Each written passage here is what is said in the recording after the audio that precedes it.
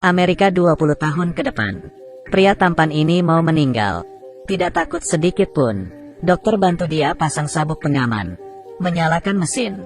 Mendorong ranjang ke depannya. Lampu pun menyala. Dan kepala Nathan diunggah. Ia di-scan sampai ke dunia maya. Tinggal di hotel mewah. Nathan melihat sekitarnya aneh. Dengar suara pelayanan Nora mengobrol. Tapi ia bosan. Dan mengontrol pakai mesin membiarkan. Nathan tidur. Nora menekan tombol. Menutup tubuh Nathan dengan selimut. Keesokannya Nathan terbangun karena cahaya matahari. Menjadi orang kaya, punya fasilitas lengkap. Bisa mandi air panas, bisa pilih makanan yang ingin dimakan. Buka jendela bisa lihat pemandangan. Tetangganya juga orang kaya. Wajah mereka selalu kasih senyuman. Jika mati bahkan bisa hidup dengan baik. Berbeda dengan orang miskin, mereka hidup di bawah tanah. Setiap orang hanya punya ruangan kecil.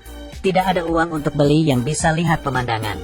Anak kecil juga tidak ada uang, cuman bisa main dari sampah. Semua buku cuman bisa dibaca sampai halaman 5. Kalau mau lihat lagi harus bayar. Jika uangnya habis, cuman bisa dimatikan. Kecuali kalau keluarganya membayarnya. Kalau tidak ada, mereka akan dimatikan. Nathan kaget melihat ini. Ia ingin makan sesuatu untuk meredakan hatinya. Baru aja mengambil makanan. Sambil mendengar berita. Sarapan pagi berakhir sampai jam 10. Tidak. Nathan kaget. Tidak kepikiran ini makanan maya. Semuanya hilang. Keluar jalan-jalan untuk menenangkan diri. Di tengah jalan, ia menemukan daun juga dikendalikan. Program juga mengatur seseorang untuk beriklan. Jika ia tidak suka, orang yang menawarkan iklan akan terus bicara. Karena program terlalu banyak, gambarannya jadi tersendat. Tak hanya butuh waktu untuk menyelam. Bahkan sampai pelayan juga tersendat. Nathan stres. Dunia maya ini tidak seperti bayangannya. Ia ingin balik ke dunia nyata. Ia berlari keluar, ingin mencari penghubung kedua dunia. Di dalam dunia maya, perilaku begitu bisa disebut bunuh diri. Karena toren berbahaya, dan bisa dimusnahkan. Tidak boleh melewati batas toren. Ia tetap melewatinya. Tiba-tiba pelayanan Nora muncul. Nathan marah, membuat Nora menangis. Tapi Nora tidak menyerah.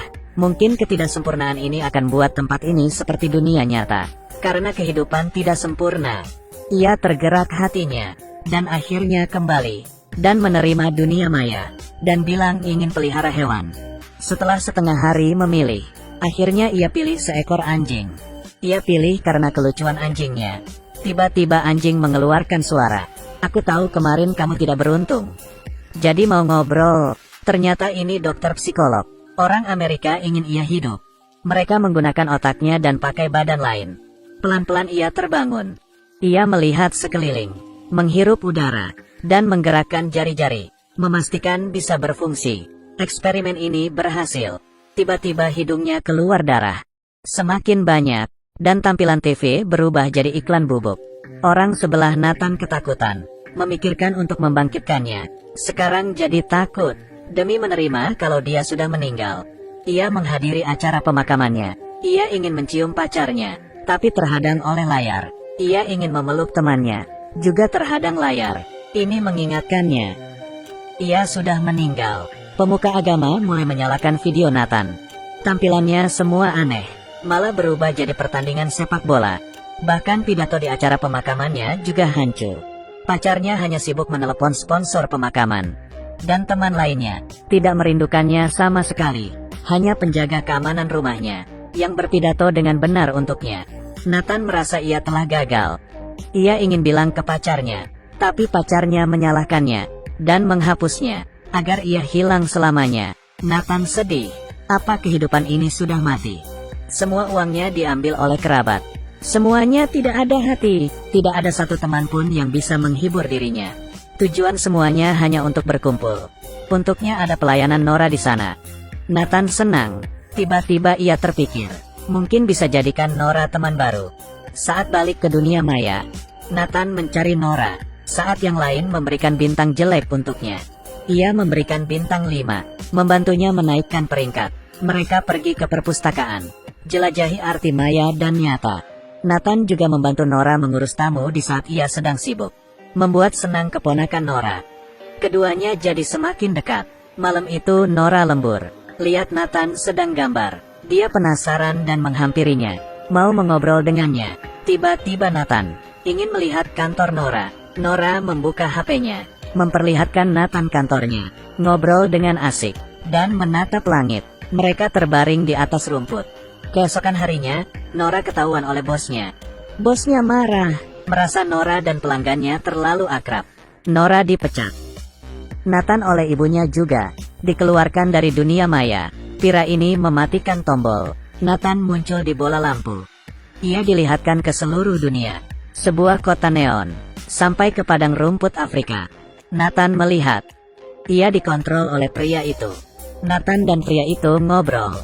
Harus tinggal di mana? Tiba-tiba pacarnya Ingrid masuk dan ingin membawanya pergi. Ibu Nathan tidak setuju. Dia adalah milikku. Dia bukan milikmu. Dia anakku. Keduanya berargumen. Pelayanan Nora bergegas muncul. Bicara yang masuk akal. Buat ibunya setuju untuk kasih ke pacarnya. Baru aja Ingrid keluar, langsung direbut oleh gangster. Mereka langsung mengejar dan melempar hard drive ke kolam. Ingrid kaget dan sedih.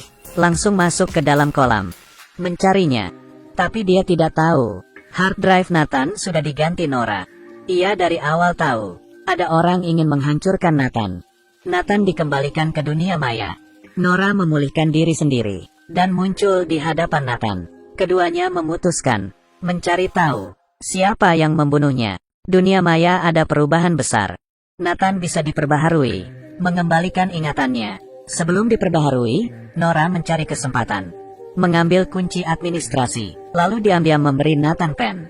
Ia memindahi seluruh data. Saat perbaharuan, semua pelayanan mematikan tamunya jadi tidur dan pulang kerja. Tapi Nora diam-diam kembali ke kantor, membangunkan Nathan, membawanya lihat pembaharuan Aurora. Hampir aja ketahuan. Untungnya Nathan bawa pen untuk memodifikasi program. Mereka menjadi transparan. Baru aja lolos. Melihat pembaharuan Aurora semakin dekat, Nora kembali ke kehidupan nyata. Lihat Nathan di layar yang akan diperbaharui. Nora tiba-tiba ragu, karena ia belum kasih tahu. Setelah pembaharuan, Nathan tidak akan mengingatnya lagi. Demi mengembalikan ingatan Nathan, ia menekan konfirmasi. Keesokan harinya, ia dihidupkan lagi. Ia sama sekali tidak mengingat Nora. Nora sedih, menangis dan izin pulang. Sampai di rumah, ia mendapat telepon Nathan. Nora baru sadar. Nathan pindah ke zona 2G di mana orang miskin tinggal.